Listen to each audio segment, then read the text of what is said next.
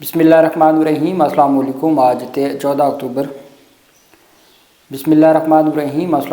آج 14 اکتوبر بروز سوموار ہم بات کریں گے۔ Sindh high court, supreme court اور دیگر ہائی کورٹ سے پہلے ہی بازی لے گئی ہے۔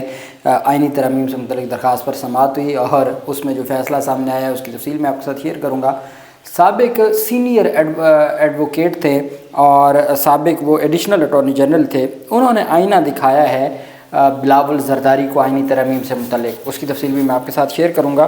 اور ساتھ ہم بات کریں گے، ایک تو میں آپ کو بتاتا چلوں کہ پاکستان تحریک انصاف کے جو ممبران صوبائی اسمبلی کو گرفتار کیا گیا تھا، اس پر جو کارروائی شروع کی گئی ہے اس کی تفصیلات سے پہلے میں آپ کو جرگہ سے متعلق جو وزیر اعلیٰ کے پی کے کی جانب سے اسٹیٹمنٹ دی گئی ہے، چونکہ ایک جرگہ ہوا پشتون جرگہ، اور اس کے بعد وہاں شرکت کی وزیر اعلیٰ خیبر پختونخوا نے، وہاں پر پرامن جرگہ کروانے میں سب سے بڑا کردار وزیر اعلیٰ کا ہے اور وفاقی حکومت کو بھی پرامن جرگے کے لیے راضی کیا گیا۔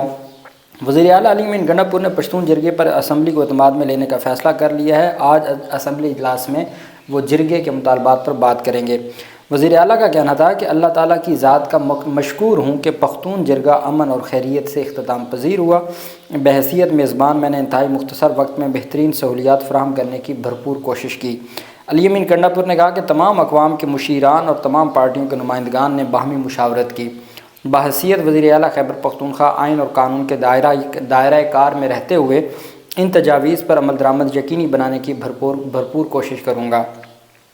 انہوں نے کہا کہ جو مطالبات صوبائی حکومت کے دائرہ کار میں نہیں ہیں ان کو متعلقہ وفاقی حکام کے سامنے اٹھاؤں گا۔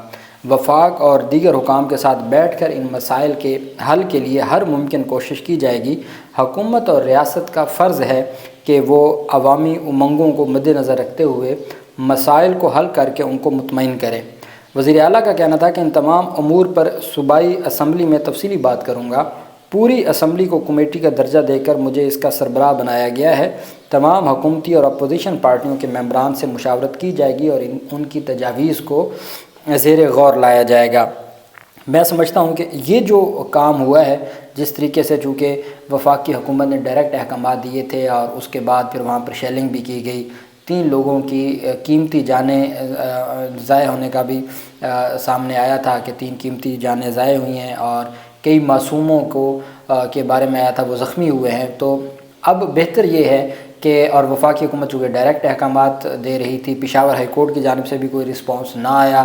پشاور ہائی کورٹ میں چیف سیکرٹری نے کہا جی کہ جہاں ہم چیف سیکرٹری کو جب پشاور ہائی کورٹ نے کہا کہ آپ کو تو صوبائی حکومت نے کہا ہی نہیں ہے تو آپ نے کیوں یہ فورس استعمال کی ہے؟ انہوں نے کہا جی ہم صوبائی حکومت کے احکامات کے پابند نہیں ہیں، جہاں پر بھی کوئی غیر قانونی کام ہوتا ہے ہماری ذمہ داری بنتی ہے کہ ہم اس کام کو ختم کریں۔ جہاں پر بھی کوئی غیر قانونی کام ہوتا ہے وہاں پر اس کو روکنا یا اس کو ختم کروانا ہماری ذمہ داری ہوتی ہے۔ پھر پشاور ہائی کورٹ نے کہا تھا کہ آپ اپنا تحریری جواب جمع کروائیں پھر ہم اس کو سنیں گے، تو پشاور ہائی کورٹ کی جانب سے بھی کوئی رسپانس نہ آیا۔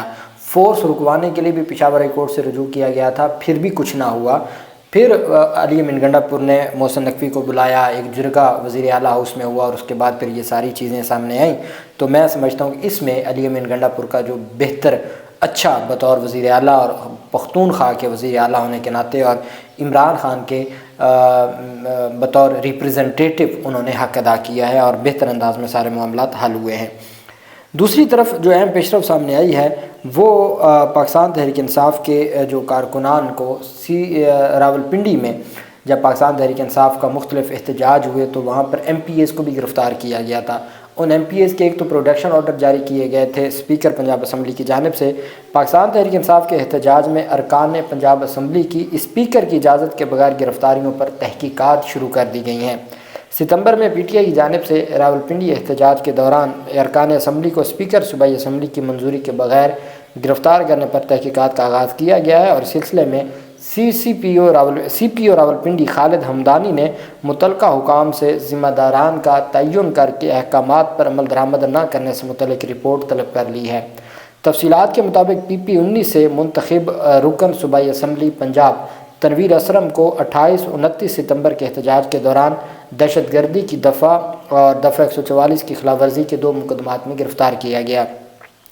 سی پی او راولپنڈی نے ڈویژنل ایس پی راول اور ایس پی پوٹوہار کو مراسلہ ارسال کر دیا ہے، جس میں کہا گیا ہے کہ پنجاب حکومت اور اسپیکر قومی و صوبائی اسمبلی کے ارکان ارکان اسمبلی کی گرفتاریوں کے حوالے سے واضح احکامات و ضوابط ہیں کہ کسی بھی رکن کی گرفتاری یا نظر بندی کے لیے اسپیکر اسمبلی کی منظوری ضروری ہے۔ مراسلے میں کہا گیا کہ 15 جولائی کو بھی آپ کو مراسلے کے ذریعے آئی جی پنجاب کی جانب سے ہدایات کی گئی تھیں کہ آپ پاکستان کے کسی بھی رکن قومی اسمبلی یا صوبائی اسمبلی کی گرفتاری یا نظر بندی سے قبل اسپیکر اسمبلی سے منظوری آپ نے لینی ہے، لیکن 28-29 ستمبر 2024 کو درج ہونے والے مقدمات میں آپ کی ڈویژن کے تفتیشی افسران نے ایسا نہ کیا، لہٰذا اب اس ضمن میں ذمہ داران کا تعین کر کے مفصل رپورٹ ارسال کریں۔ عدم تعمیل کی صورت میں بھی ذمہ داران کے خلاف سخت محکمانہ کارروائی عمل میں لائی جائے گی۔ پاکستان تحریک انصاف نے دفعہ 144 کے تحت عائد پابندی کے باوجود 28-29 ستمبر کو راولپنڈی میں احتجاج کیا تھا، جس میں کچھ مظاہرین کو گرفتار کیا گیا تھا، اور مقدمات کے اندراج کے بعد گرفتار مظاہرین میں سے ایک MPA پاکستان تحریک انصاف کے جو PP 19 راولپنڈی سے تنویر اسلم تھے، ان کو گرفتار کیا گیا اور باقی لوگوں کو بھی گرفتار کیا گیا تھا۔ اس بنیاد پر یہ کارروائی کی گئی ہے۔ میرے خیال میں اس میں تو کوئی دوسری رائے نہیں ہے کہ پنجاب حکومت پہلے کارروائی کرواتی ہے، پہلے احتجاج رکواتی ہے، پھر گرفتار کرواتی ہے۔ گرفتاری اتنے دنوں سے جاری ہے، کہاں 28-29 ستمبر اور کہاں آج 14 اکتوبر، لیکن اسپیکر کی جانب سے پھر بھی ایک فارمیلٹی ہی صحیح لیکن کوئی نہ کوئی کارروائی کی گئی ہے۔ دوسری جانب جو پارلیمنٹ کے اندر سے MNAs کو گرفتار کیا گیا ہے اور اس کے اوپر جو نیشنل اسمبلی کے اسی مسلم لیگ نون کے اسپیکر ہیں، ان کی جو خاموشی ہے وہ مجرمانہ خاموشی ہے، اور ان کی جانب سے نہ ہی کوئی اقدام اٹھایا گیا ہے اور نہ ہی ان کی جانب سے کوئی ایسی چیز سامنے آئی ہے کہ انہوں نے کوئی اپنی ذمہ داری نبھائی ہو۔ یہی وجہ ہے کہ ہر صورت آئین اور قانون کی پاسداری تو ہونی چاہیے تھی، لیکن بدقسمتی سے ایسا کچھ نہ ہوا۔ زین قریشی نے ایک درخواست دائر کی معزز اسلام آباد ہائی کورٹ میں، وہ بھی عامر فاروق صاحب کے پاس، اور وہ بھی زیر التوا ہے۔ سابق ایڈیشنل اٹارنی جنرل ہیں طارق کھوکھر، سینئر ایڈوکیٹ ہیں اور سرکاری مختلف عہدوں پہ رہے ہیں مختلف حکومتوں میں، پاکستان پیپلز پارٹی کے دور میں بھی۔ ان کی جانب سے بڑی اچھی بات کی گئی۔ وہ کہتے ہیں کہ ایک وقت تھا جب پاکستان پیپلز پارٹی خود پاکستان پیپلز پارٹی کو تباہ کیا گیا، ختم کیا گیا، جوڈیشل مرڈر ہوئے، کرائمز کمیٹڈ ہوئے in the name of the law in the hands of alliance between the judiciary and extra constitutionalist, جو غیر آئینی کام کرنے والے ادارے ہیں اور جو جوڈیشری ہے، ان کے ملی بھگت سے پاکستان پیپلز پارٹی کے ساتھ پرانے وقتوں میں ان کا جوڈیشل مرڈر بھی ہوا، ان کو تباہ بھی کیا گیا، پابندیاں بھی لگائی گئیں، لوگوں کو گرفتار کیا گیا، ظلم ہوا، سارا کچھ۔ However وہ کہتے ہیں however what was truly being undermined was the rule of law and democracy. History is repeating itself. اب کہتا ہے کہ اس وقت Pakistan Peoples Party rule of law اور جمہوریت کی بات کرتی تھی، لیکن اب تاریخ نے پلٹا کھایا ہے، اور اس پلٹا میں بٹ ود اے ٹوسٹ، ایسا یو ٹرن کہ the PP is no longer the victim. اب پاکستان پیپلز پارٹی خود وکٹم نہیں ہے، but it has become a collaborator against the PTI۔ اب وہ پاکستان تحریک انصاف کے اوپر جو پاکستان تحریک انصاف کو انتقام کا نشانہ بنایا جا رہا ہے، کولیبریشن میں ہیں اب وہ ان لوگوں کے ساتھ جو پاکستان تحریک انصاف کو وکٹم بنا رہے ہیں، رول آف لا کو جو تباہ کر رہے ہیں اور جمہوریت کو جو تباہ کر رہے ہیں۔ اس وقت ایسا ٹوسٹ کھایا ہے ہسٹری نے کہ اس وقت پاکستان پیپلز پارٹی ان کے ساتھ ملی ہوئی ہے جو پاکستان تحریک انصاف کو، رول آف لا کو اور جمہوریت کو ختم کر رہے ہیں۔ It seeks to undermine the judiciary through constitutional amendments. اب وہ کیا چاہتے ہیں؟ طارق کھوکھر کہتے ہیں کہ اب پاکستان پیپلز پارٹی تباہ کرنا چاہتی ہے آئین کو کانسٹیٹیوشنل امینڈمنٹ کے ذریعے۔ It is disgraceful for a party with a history of struggle and being a recent beneficiary of the judicial decisions of the independent and impartial ججز ٹو ٹیک سچ ایکشنز، کہ جنہوں نے ابھی Bhutto reference میں ایک case جیتا ہے، اور وہ پاکستان پیپلز پارٹی جو ماضی میں خود مظالم کا شکار رہی ہے، آج ان کو شرم آنی چاہیے وہ اس طرح کے معاملات میں اور عدلیہ کو تباہ کرنے میں، آئین کو، رول آف لا کو کرنے میں وہ پیش ہیں۔ PP seems to be obvious to the fact that not all judicial office holders are willing to the holders of power and their meanness, says Farmer۔ انہوں نے کہا کہ پاکستان پیپلز پارٹی جانتی ہے کہ چونکہ جو طاقتور ہیں وہ تمام ججز ان کو پسند نہیں ہے، چند ایک ججز پسند ہیں، تو جو ان کو پسند ہے وہی پاکستان پیپلز پارٹی کو پسند ہے، اور اپنی ان کی اب کوئی نہ کوئی کنٹریبیوشن ہے اور نہ ان کا اپنا کوئی موقف ہے، نہ ان کی کوئی نظریہ ہے، وہ صرف خدمت گزاری میں لگ گئے ہیں۔ یہ سینئر ایڈوکیٹ ہیں اور سابق ایڈیشنل اٹارنی جنرل ہیں وہ پاکستان پیپلز پارٹی کا جو اصل چہرہ ہے وہ قوم کو دکھا رہے ہیں اور وہ بتا رہے ہیں کہ کس طریقے سے یہ پلٹا کھایا ہے تاریخ نے۔ آپ جانتے ہیں پشاور ہائی کورٹ میں کل لارجر بینچ سماعت کرنے جا رہا ہے آئینی ترمیم کے خلاف درخواست پر۔ سپریم کورٹ آف پاکستان نے 17 اکتوبر کے لیے مقرر کی ہے سماعت۔ لاہور ہائی کورٹ میں فیصلہ محفوظ ہوا ہے کہ درخواست قابل سماعت ہے یا نہیں ہے۔ پشاور ہائی کورٹ، اسلام آباد ہائی کورٹ میں بھی فیصلہ محفوظ ہوا ہے۔ بلوچستان ہائی کورٹ سے ابھی خبر نہیں ہے، لیکن سندھ ہائی کورٹ میں جو 26 سے 30 وکلاء نے درخواست دائر کی تھی، پہلی پیشی پر بغیر فیصلہ محفوظ کیے کمال کر دیا اور درخواست کو مسترد کر دیا۔